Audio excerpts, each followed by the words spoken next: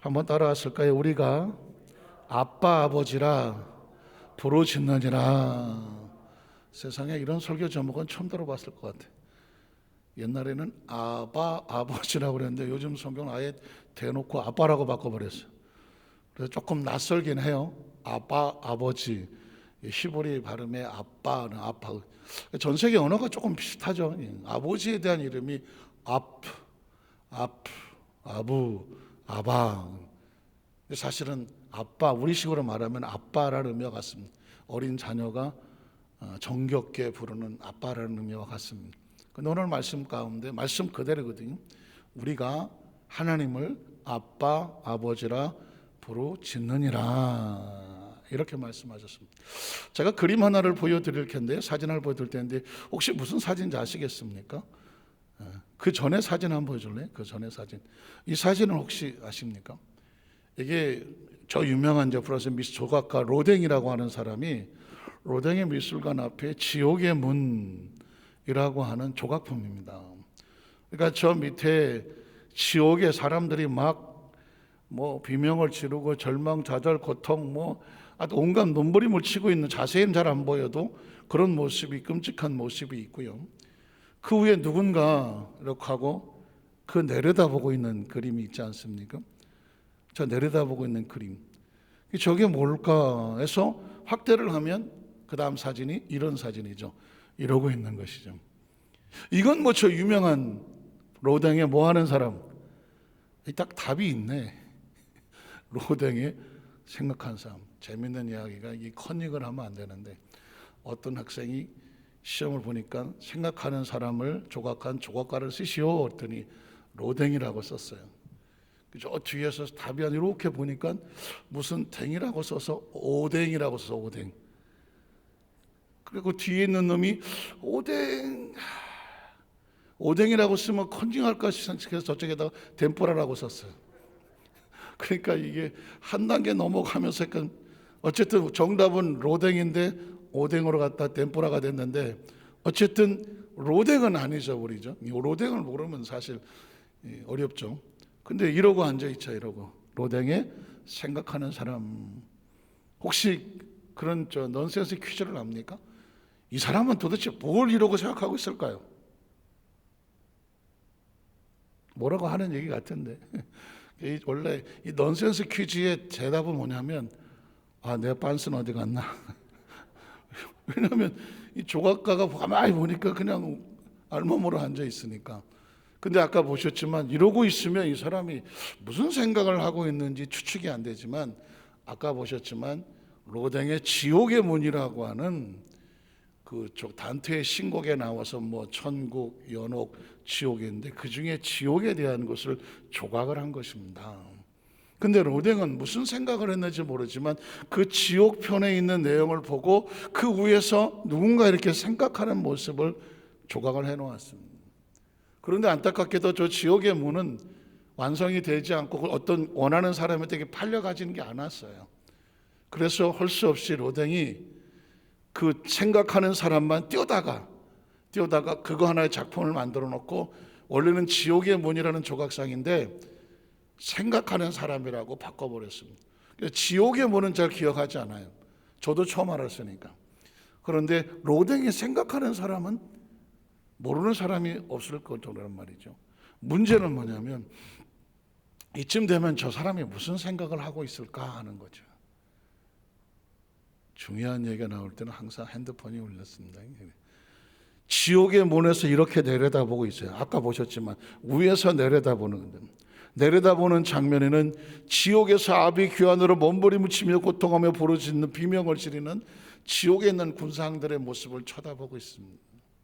어쩌면 이렇게 생각하지 않을까요? 아유, 인간들아, 그렇게 제 멋대로 세상에 살다가 이 지옥에 올 줄은 몰랐겠지. 아유, 인간들아, 어쩌다 지옥에 와서 이 처절한 고통의 아픔을 겪고 있나. 아니, 제가 만약 생각하는 사람이라면 그 지옥에 있는 사람을 보면서 그냥 저절로 드는 생각입니다. 나는 지금 살아있는데 내가 죽는다면 혹시 나도 이곳으로 오는가? 어쨌든 그것을 보면서 단테가 그런 의도로 썼던 것처럼 이 로댕도 지옥의 문이라는 새악가스를 보면서 뭔가 인간은 자기의 존재가 어디서 왔는지, 무엇 때문에 사는지, 어디로 살아가는지 스스로 생각하게끔 만드는 조각범이 생각하는 사람이 아니겠습니까? 인간은 다른 동물들과 다른 종류와 달라서 어떤 다른 동물이든 식물이든 자기 존재에 대한 근본적인 질문을 하는 존재는 없습니다. 그러나 오직 인간만 끊임없이 나는 누구인가? 난 도대체 무엇 때문에 사나? 어디로 가나? 근본적인 존재적인 이 퀘스천에서, 이 질문에서 해답이 없으면 끊임없는 고뇌. 그래서 종교를 찾기도 하고, 어떤 사람은 수도사가 되기도 하고, 어떤 사람은 머리도 깎아보고, 어떤 사람은 고행도 해보고, 어떤 사람은 별의별 행동을 다 하지만 존재적으로 이 땅에서는 자기의 존재를 알 수가 없습니다. 아시는 것처럼 4대 종교, 저는 공자라고 하는 사람도, 이 사람도 중국에서는 신처럼 대접을 받더라고요. 신상이 아예 신단이 있으니까. 그렇지만 그 제자가 죽기 전에 공자에게 도대체 사람은 죽으면 어떻게 됩니까? 라고 물었더니 공자가 그랬다는 거 아니겠습니까? 야, 이 사람아, 내가 살아있는 동안에도 내가 사는 게 뭔지 몰랐어. 사는 걸 몰랐는데 죽은 다음에 내가 어떻게 알겠냐? 솔직하신 분이죠. 석가모니는 알겠습니까? 석가모니도 자기가 종교를 창시해서 자기를 따르는 불교가 생길 거라고는 생각도 못했습니다. 그 사람은 너무 힘들고 어려운 세상에 이 중생들을 어떻게 구제하여, 자기는 왕국에서 태어난 왕자가 호의호식을 하지만 저 짐승처럼 살아가는 저 가난하고 병들고 아픈 인생은 저건 어떻게 해야 되냐? 구도자로서 고뇌하며 보리수 나무 밑에서 수도를 하다가 깨달은 게 뭐냐? 일체 유심조, 인간이란 다 마음 먹는 거래요. 내가 있다고 하면 있는 거고 없다고 하면 없는 거구나. 그러니 내가 없다 하자. 색즉 시공 보이는 것은 다 없는 거다. 너도 없고 나도 없고 다 없는 거다. 없으니 고통도 없고 고뇌도 없어. 그러니 중생들아, 우리는 실제적으로 없는 존재니 지금 있는 것도 내가 없으니 고통과 아픔과 미련과 울음과 상처와 이거 다 허상이야. 없는 거야. 없는 거에 속지 말고 마음을 비워라. 그게 불교의 마음 철학이거든요. 불교는 종교가 아닙니다. 철학입니다. 심리학이고. 그래서 불교 유명한 고승들이 하는 얘기를 가만히 들어보면 철학이죠. 심리학입니다. 들음으로 인하여 인간의 마음속에 그래 어차피 없는 거야 다 내려놓고 멈추면 보인다. 이런 얘기가 다 심리학에서 나오는 이야기거든요. 인간의 존재적인 것을 가지고 얘기하는 것은 오로지 생명을 창조하고 생명을 인도하고 생명 건전에는 하나님이란 존재 외에 존재를 말할 수가 없습니다. 우리가 믿는 하나님 바로 창조주 하나님이고 생명의 하나님이고 저와 여러분과 생명으로 관계된 존재고, 하나님 말씀을 생명의 말씀이라고 말하고 생명의 진리라고 말하고, 예배란 창조주와 피조물이 만나는 아름다운 엄청난 축제와 축복이 되는 것이고, 그 생명을 만나면 어둠이 빛을 만나면 환해지는 것처럼 생명을 만나면 죽음도 살고 절망이 살고 희망이 살고 그 어떤 존재도 빛 안으로 들어오면 다 같이 환해지는 것이거든요. 그래서 예수를 구주로 믿었다는 것은 이건 전혀 인간이 할 수가 없는 인간의 영역이 아니라 하나님 우리 각자에게 스위치를 눌러주듯이 빛이 들어오는, 껌뻑고 빛이 들어오게 해서 그 빛을 보고 빛으로 달려오는 존재로 만들어주신 것입니다. 우린 첫 번째로 하나님 형상과 모양대로 창조된 하나님의 작품, 그것이 인생이라는 걸 아십니다. 한번 따라 하실까요? 우리는 하나님의 작품입니다. 이 하나님의 존재적인 작품이라는 것 하나에 저와 여러분의 근원적인 어디서 왔는지, 무엇 때문에 사는지, 어디로 가는지, 지금 나의 과거는 무슨 의미가 있으며 지금 현재는 무슨 의미가 있으며 미래를 살아야 될 이유와 가치와 목적이 뭔지를 알 수 있는 건 뭐냐? 하나님의 작품.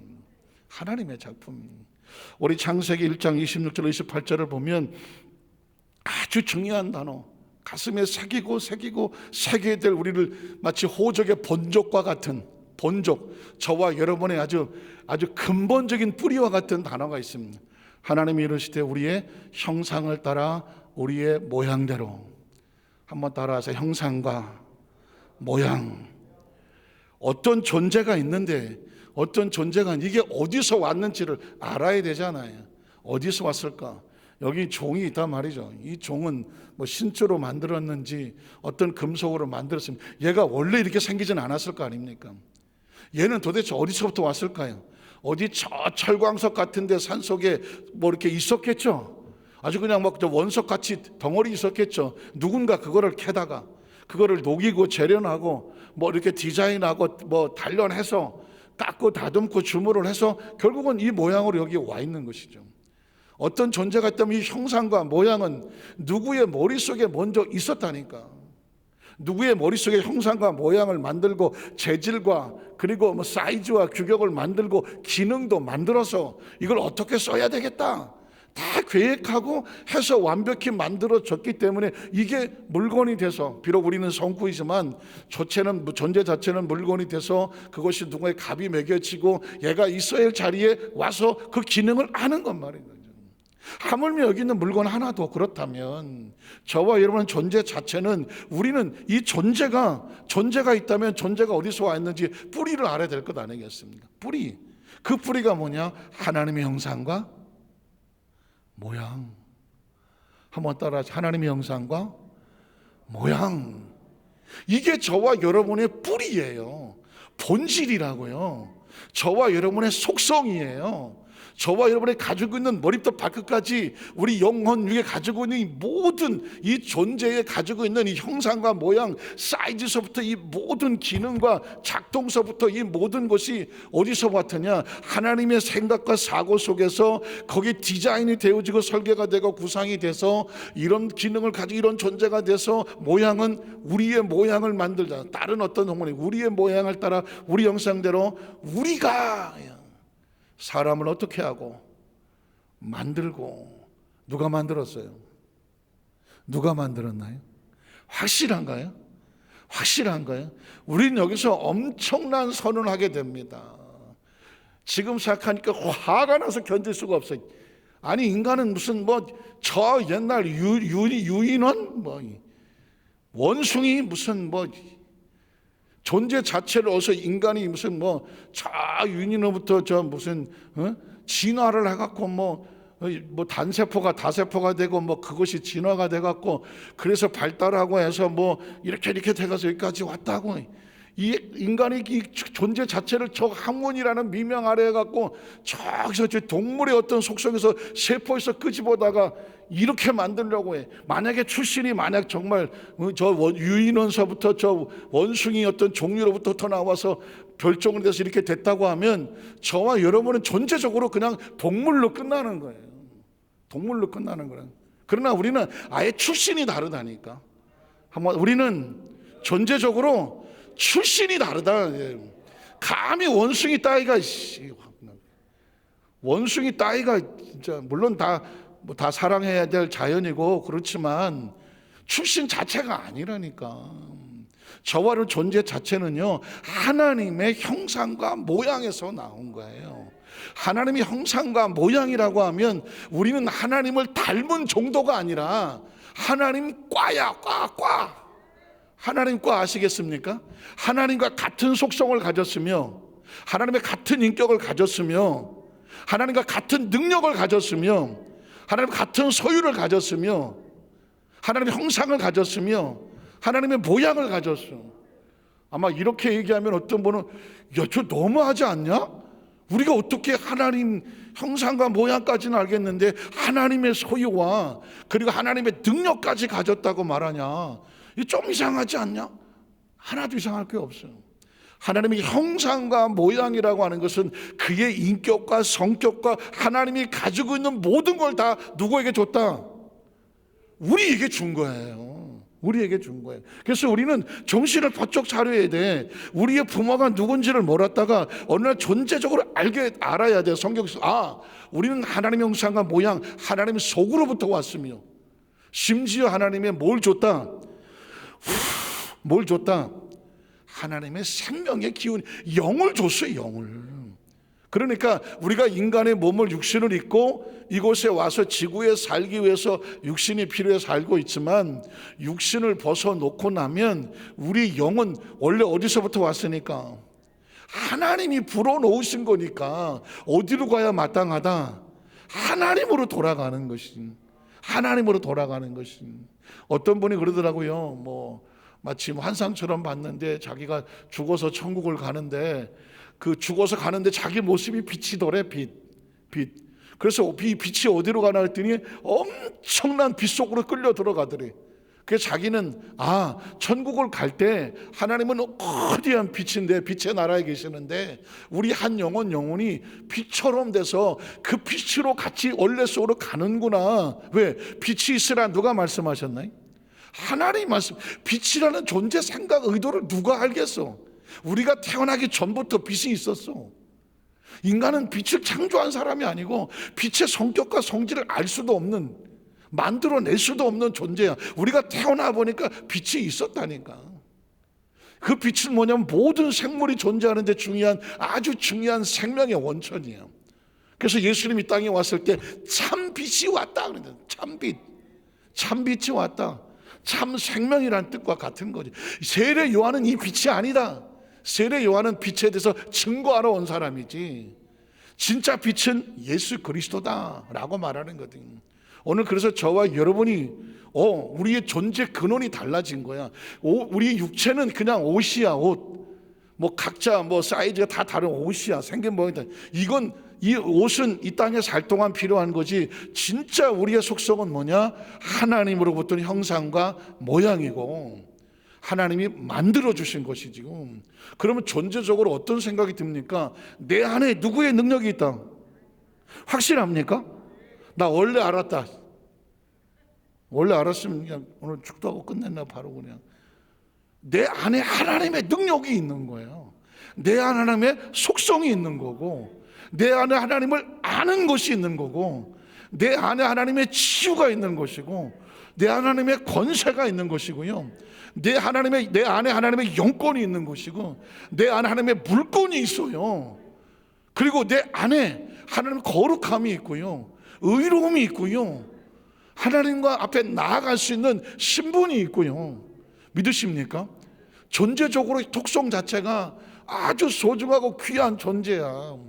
이걸 마귀가 끊임없이 가로막으려고 야 너는 네가 뭘 너까짓게 하면서 우리 자꾸 의식 속에 너 원숭이 무슨 흙덩어리 비천하고 죄인이고 이런 식으로 자꾸 우리를 영적으로 집어눌러서 스스로 가두려고 하지. 포로되게 하고 눌리게 하고 눈 멀게 하고 귀 안 들리게 하고 걷지 못하게 하고 신경세포를 못 움직이게 하지. 주의 성령이 나에게 임하셨으니 그 나를 보내사 나를 전파하여 포로된 자 나와. 너 포로 갇힐 자 아니야.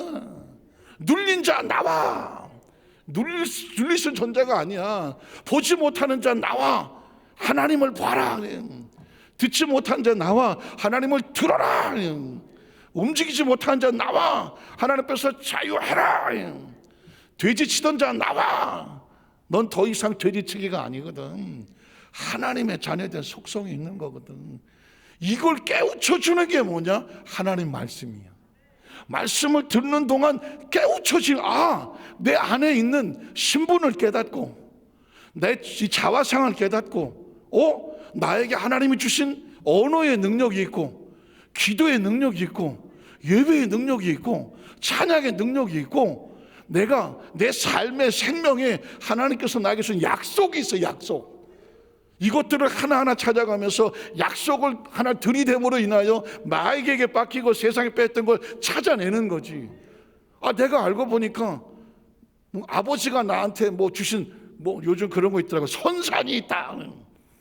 우리 아버지는 선산 하나도 없고 꼭 목사님 선산이 아니라 여러분 그런 얘기 있잖아요. 하나도 몰랐는데 어느 날 나라에서 땅 찾아가라고 보니까 아버지가 할아버지 있던 선산이 있대.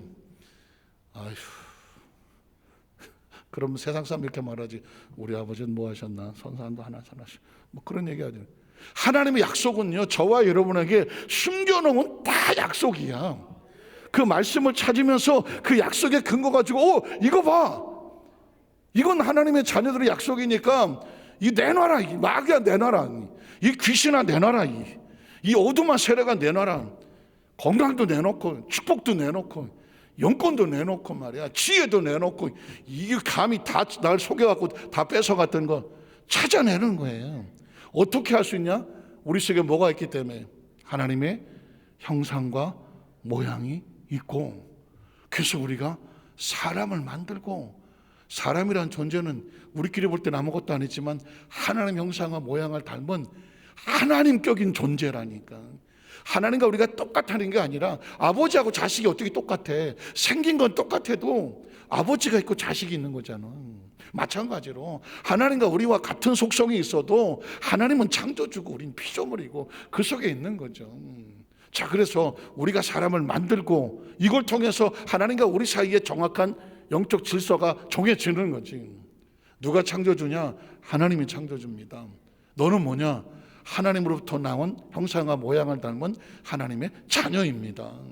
예수를 믿기 전에는 우리가 뭐 주인이 있는지 창조주가 있는지, 뭐 내가 무슨 이 천상천하 유아 독전이지, 아 세상에 나 말고 누가 있어, 내가 최고지, 그렇잖아요. 예수를 안 믿고 아버지를 모르면, 아버지를 알고 나니까 우린 근본이 있고 속성이 있고 본질이 있고 우리가 또 호적이 있고 존재 자체가 하나님 안에 있는 차원이 다른 우리의 클래스가 나오는 거죠. 자, 그래서 그 다음 절에 보면 뭐라고 말해요? 그들로 바다의 물고기와 하늘의 새와 가축과 온 땅과 된 모든 것을 다스리게 하자. 위임, 위탁. 하나님이 하실 것을, 그 권세를 그대로 누구에게? 하나님의 자녀들에게, 형상과 모양을 가진 사람들에게 주시는 거죠.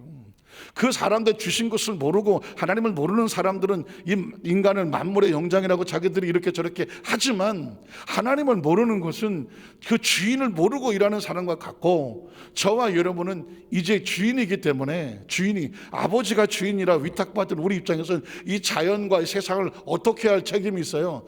잘 만들어야 될 책임과 의무가 있는 것이죠. 막 살면 안 되고, 지구를 막 살면 이건 하나님의 창조주고, 그리고 우리 다음 세대들도 잘 살 수 있도록 우리에게 주어진 기간만큼 최선을 다해서 아름답게 만들고, 어떻게 해야 돼? 우리 후손들에게 잘 넘겨줘야지. 이게 누구의 뜻이에요? 하나님의 뜻이니까. 이게 무슨 뭐 우리가 뭐 알아서 자연보호하자, 뭐 그게 어쩌고 저쩌고 우리 살려고 하는 게 아니라, 하나님 아버지가 우리에게 잘 다스려라 라고 위탁하고 위임했단 말이죠. 그래서 그 다음 절에 보면 하나님이 자기 형상과 또 말하죠. 두 번 겹치는, 형상과, 하나님 형상대로 사람을 뭐 했다?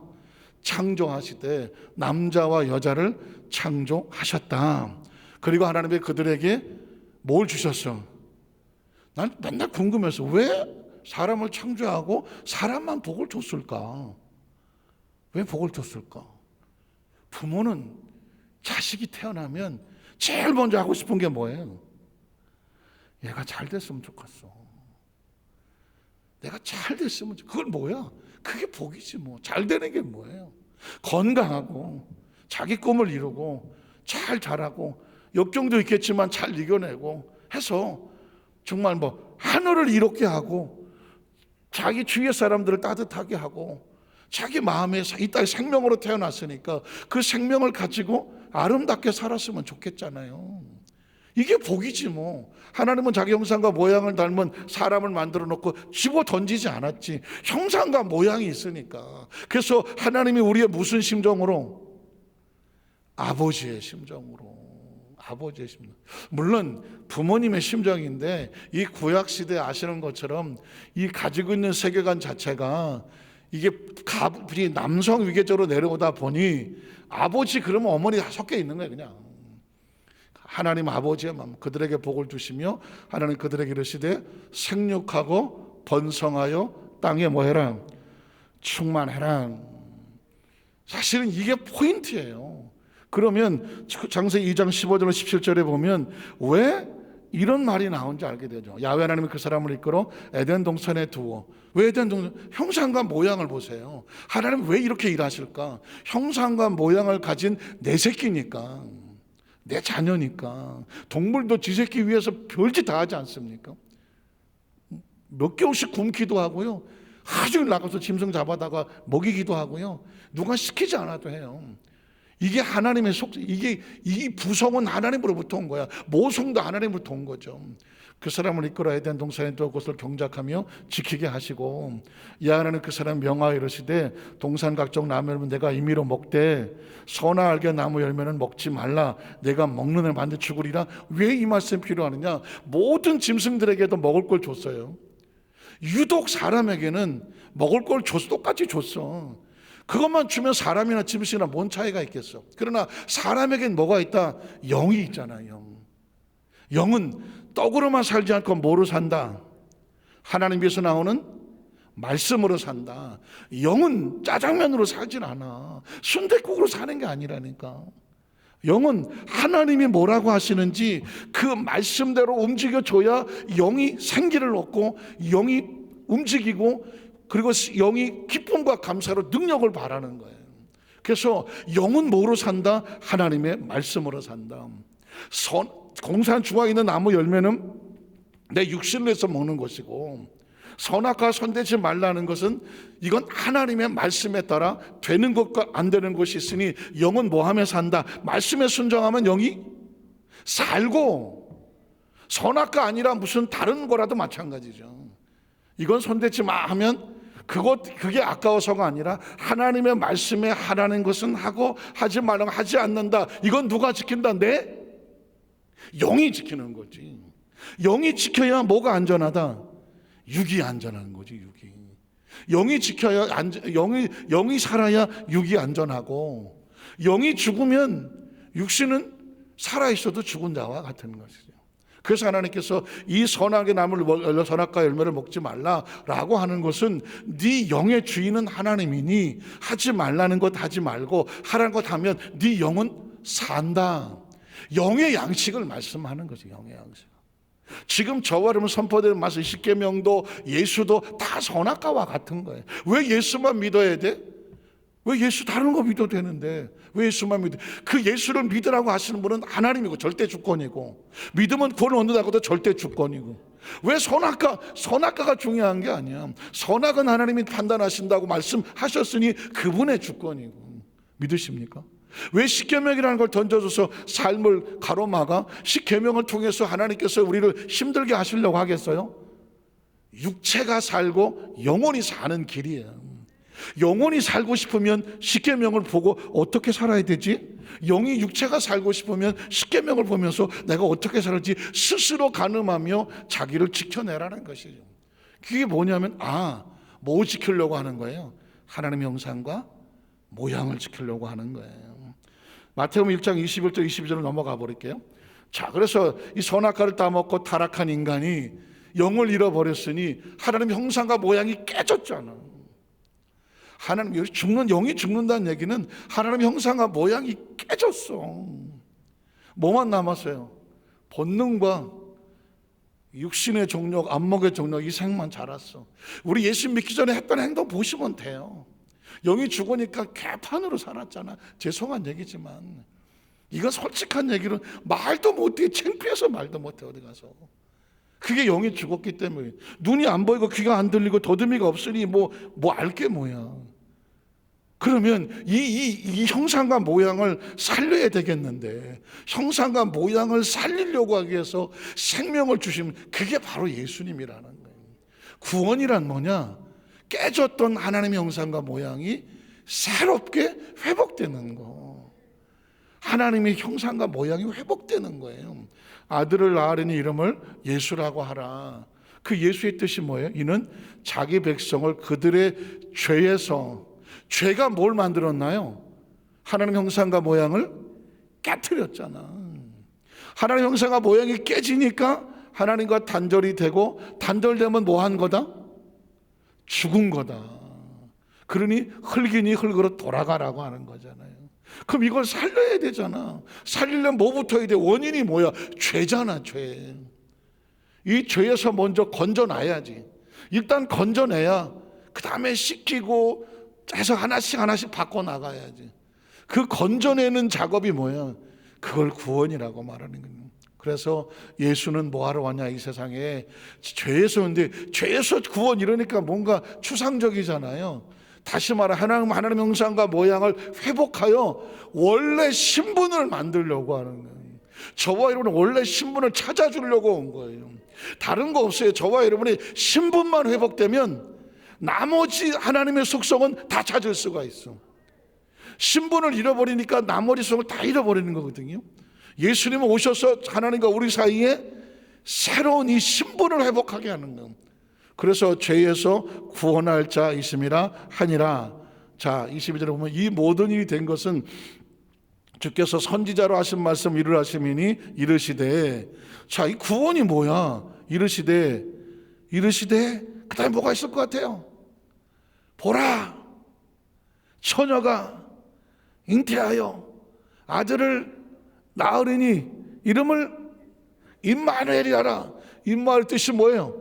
저 멀리 하나님이 우리와 함께 하신다는 거니까.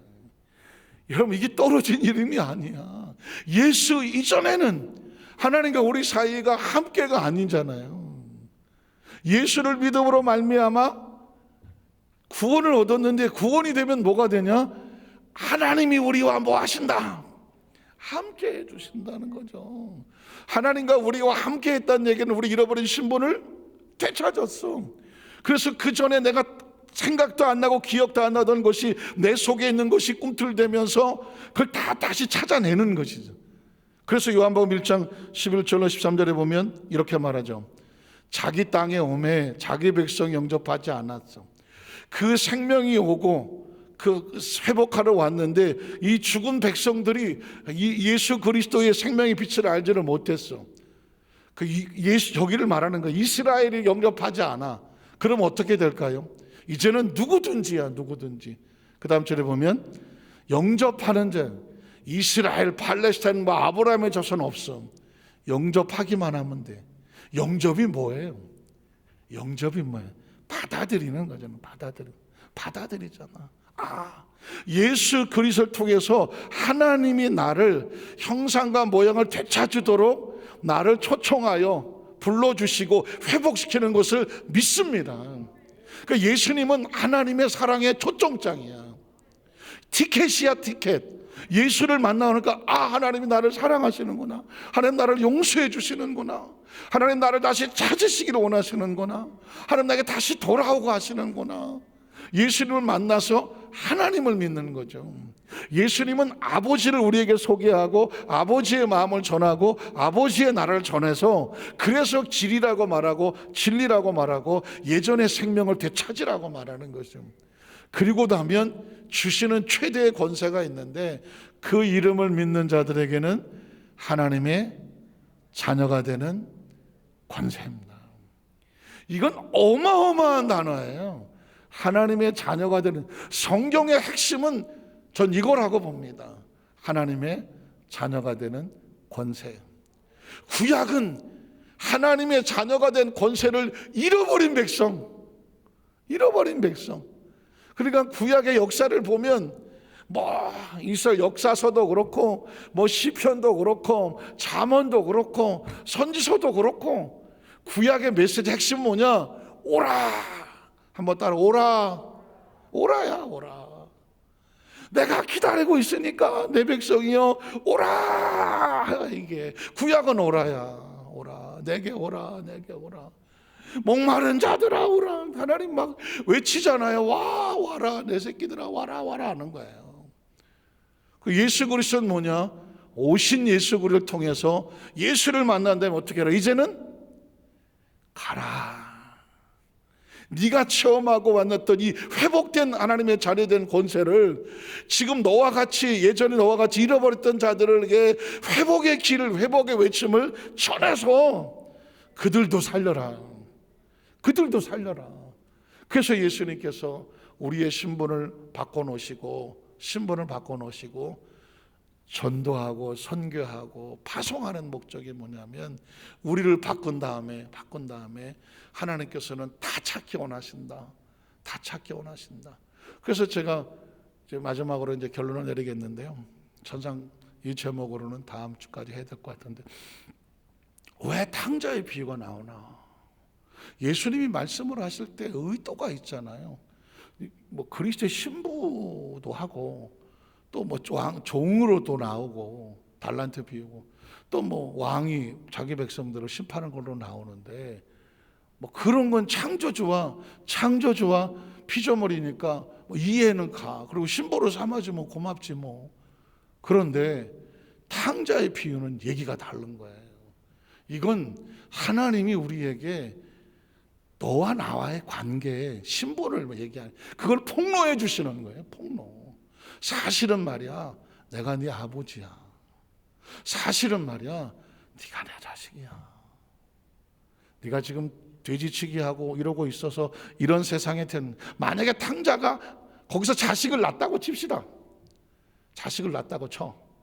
그러면 그 자식은 자기 아버지가 돼지를 치고 있기 때문에 얘는 자동으로 돼지 쳐. 얘는 태어나자마자 뭐 아버지 할아버지를 본 적도 없고 자기가 만난 건 아버지밖에 없어. 그러니까 지금 우리 집안은 그냥 돼지치기 집안이야.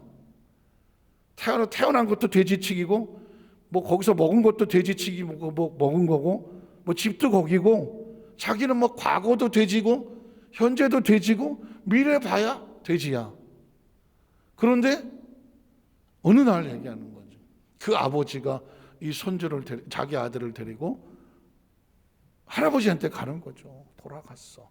제가 쓰는 말이 지금 그냥 스토리를 만든 거예요.